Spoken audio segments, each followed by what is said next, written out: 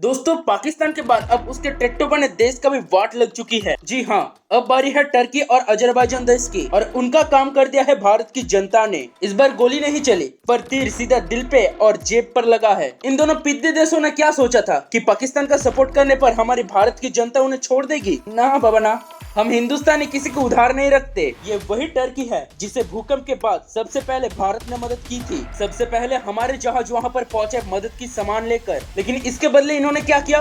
पाकिस्तान को हमारे अगेंस्ट लड़ने के लिए अपना ड्रोन दे दिया। वो तो हिंदुस्तान वालों के पास इतना ज्यादा पावर है इसलिए टर्की के इन शादी वाले ड्रोन का परखच्चे उड़ा दिए। लेकिन टर्की एक तरफ से पाकिस्तान को अपना हथियार देकर भारत से दुश्मनी मोल ली है और हम भारतीय ने भी ठान लिए कि एक भी गोली चलाए टर्की के इकोनॉमी के कह के लेंगे। और ऐसा करने के भारत के पास एक से ज्यादा तरीके हैं।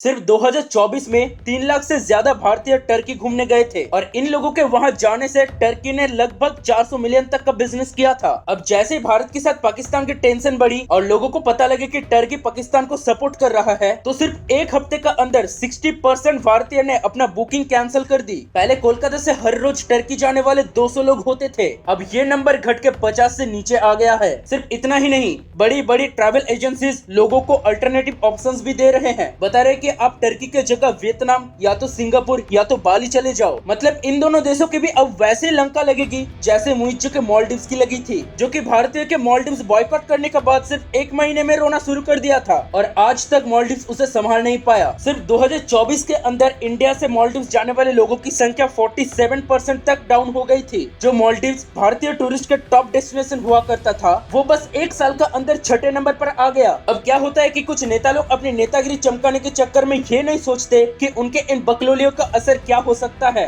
मुइज्जो ने भी जब इलेक्शन लड़ना था तब इंडिया आउट का नारा दिया। अब जीत कर आया तो समझ में आ गया कि इंडिया ने ही मालदीव्स को गेट आउट कर दिया। वो तो अपनी बकलोलिया करके इलेक्शन जीत गई, लेकिन पूरी टूरिज्म इंडस्ट्री का लंका लग गई। मतलब अगर मैं लास्ट ईयर की बात करूँ तो भारतीय ने सिर्फ टर्की और अजरबैजान घूमने पर 4000 करोड़ से भी ज्यादा खर्च कर दिया।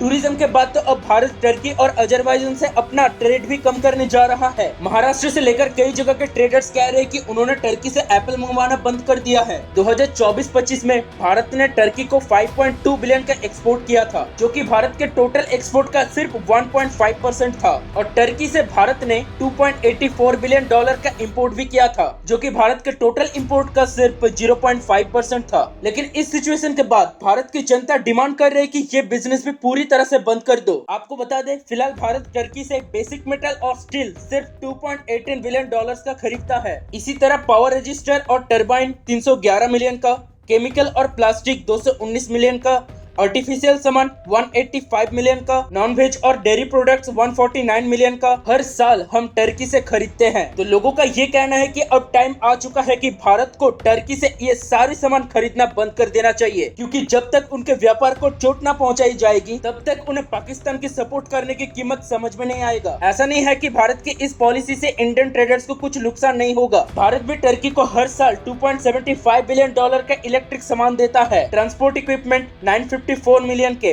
केमिकल्स 528 मिलियन के और वही करीब 100 मिलियन के प्लास्टिक और रबर के सामान भी हम लोग हर साल टर्की को बेचते हैं। लेकिन यहाँ सेलर्स खुद आके ये कह रहे हैं कि यहाँ बात देश की हो रही है तो हम देश को पहले रखेंगे और बिजनेस को बाद में। और ठीक इसी तरह से हर साल भारत अजरबैजान से 1.93 मिलियन का इम्पोर्ट करता है, जो कि अब पूरी तरह से बंद हो जाए। हम यहाँ एक बात क्लियर कर देते हैं कि यहाँ पर जो टर्की और अजरबैजान की बॉयकॉट करने की बात हो रही है ये इंडियन लोगों की तरफ से हो रही है। गवर्नमेंट ने अभी तक ऐसा कुछ बोला ही नहीं और ना ही बोलेगी। लेकिन आप शायद जानते हैं कि सोशल मीडिया के पावर क्या है। भारत का जब मालदीव से टसल हुआ था तब भी मोदी जी कुछ कहा थोड़ी था, वो तो बस लक्षद्वीप गए, पिक्चर खिंचाई, चेयरले के बीच पे बैठे, उसके बाद क्या था, जनता को बिस्मिल का संदेश मिल गया। लेकिन इस बार तो बिस्मिल ने कोई संदेश भी नहीं दिया है। उससे पहले टर्की और अजरबैजान की खाट खड़ी होनी शुरू हो गई है। आप हिम्मत देखो इन लोगों की। रिलीजियस एक्सट्रीमिज्म में ये लोग इतने बावले हो गए हैं कि अजरबैजान के एक जर्नलिस्ट ट्विटर पे भारत को खुलेआम लिख रहा है और बोल रहा है कि हमें अपनी इकोनॉमी की कोई परवाह नहीं, हमारे लिए दोस्ती बड़ी है, बस 3 महीने रुक जा भाई, अभी टूरिज्म का सीजन चल रहा है। जब 3 महीने तक हिंदुस्तानी टूरिस्ट नहीं आएंगे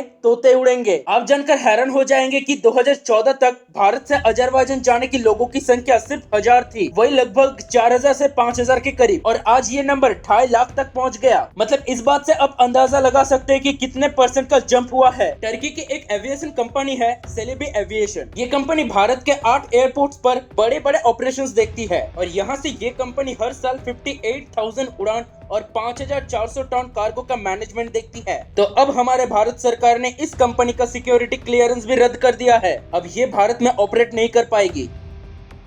तो दूसरी तरफ भारत और पाकिस्तान की टेंशन के बीच ऑल इंडिया सिने वर्कर्स एसोसिएशन ने टर्की और अजरबैजान का टोटली बॉयकॉट करने का फैसला लिया है। AICWA ने क्लियरली बोला है कि ये दोनों देश भारत के पूरे खिलाफ है और इसीलिए अब इन दोनों देशों में कोई भी फिल्मी एक्टिविटीज नहीं की जाएगी। इन लोगों ने साफ कह दिया है कि उन लोगों के लिए कंट्री पहले है और AICWA ने तो गवर्नमेंट से ये भी रिक्वेस्ट किया है कि इन देशों के सभी कलाकारों का वीजा रद्द कर दिया जाए और फ्यूचर में तो इन्हें भारत का वीजा दिया ही ना जाए। आपकी जानकारी के लिए बता दे, टर्की में कई सारे इंडियन फिल्मों की शूटिंग हुई है, जैसे कि एक था टाइगर, रेस 2, आमिर खान की लाल सिंह चड्ढा, दिल धड़कने दो। दूसरी तरफ JNU और जामिया यूनिवर्सिटी ने टर्की के साथ जो MOU साइन किया था वो भी कैंसिल कर दिया। 3 साल का MOU इसी साल शुरू हुआ था। ये MOU ट्रेनिंग, रिसर्च और बाकी कुछ चीजों को लेकर था। मतलब ये बात तो क्लियर है कि छोटे छोटे कंपनी से लेके यूनिवर्सिटीज तक आम लोग और ट्रैवल कंपनी सब एक साथ मिलकर टर्की और अजरबैजान को सबक सिखा रहा है। अब हो सकता है कोई छोटा मोटा देश इनको बॉयकॉट करता तो इनको इतना ज्यादा फर्क नहीं पड़ता, लेकिन भारत दुनिया के सबसे बड़ी मार्केट है और हमारे मिडिल क्लास तो अमेरिका की टोटल पॉपुलेशन से भी ज्यादा है। हम इंडियंस आज दुनिया में सबसे ज्यादा पैसा स्पेंड कर रहे हैं, तो हमें हमारे इसी बाजार की ताकत का फायदा उठाकर इन कंट्रीज की अकल ठिकाने लगानी होगी। इन देशों को भी ये समझ में आएगा कि तुमने एक भिखारी के चक्कर में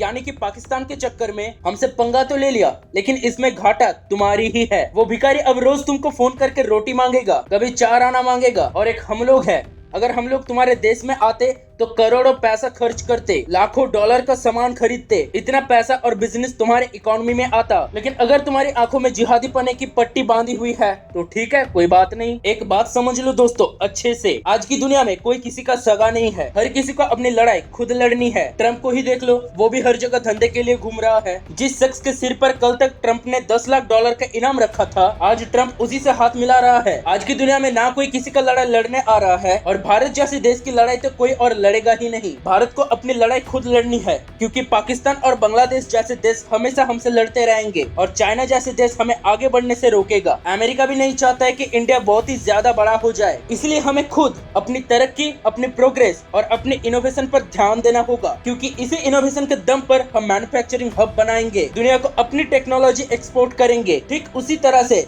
जैसे आज इजराइल करता है, जापान करता है। एक बार अगर हम खुद को उस लेवल पर लेकर जाएं जहां आज चाइना है, फिर किसी भी देश की हिम्मत नहीं होगी कि वो भारत की फटे में अपनी टांग अड़ा सके। और हमें लगता है कि ये दिन जल्दी आएगा, हम सबके कंट्रीब्यूशन से आएगा। बाकी बॉयकॉट अजरबैजान और बॉयकॉट टर्की पर आपका क्या व्यू है, कमेंट में लिख के जरूर बताएं। क्या जनता लिटरली सही कर रहा है?